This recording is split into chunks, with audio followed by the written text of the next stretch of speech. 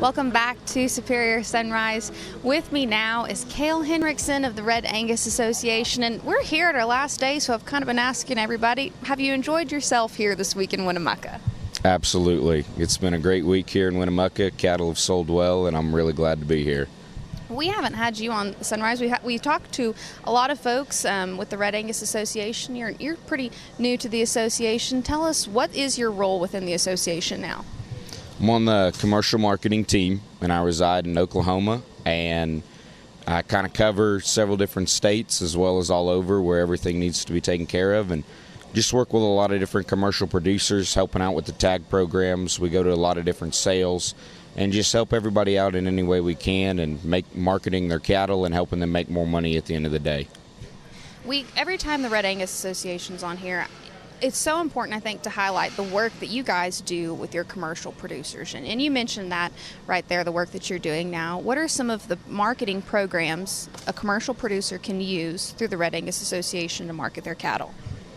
Absolutely, and we've got several different marketing programs, and the biggest one that we have is our feeder calf certification program, or FCCP, and that's the yellow tag that hangs in a lot of these cows' ears that sell, and there's been a lot of them that have sold this week.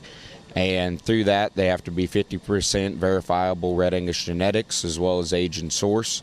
And then we've got our Allied Access, our green tag program, which doesn't have the genetic restriction and is just a age and source program there.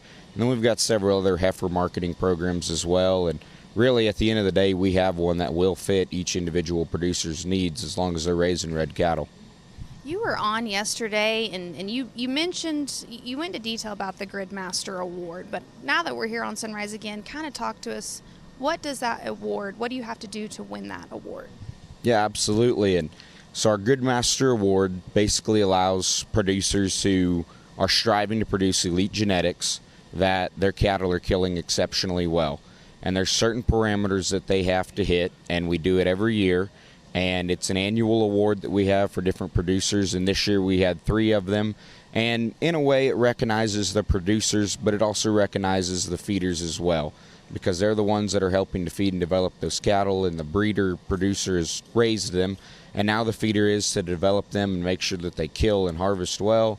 And we've got certain parameters depending on if they're a traditional fed or even a all natural fed program that we've got there, that they can't have so many yield grade 4 and 5s, and they have to hit so many prime and achieve a certain Gridmaster score, kind of dependent on each program that we have there for them.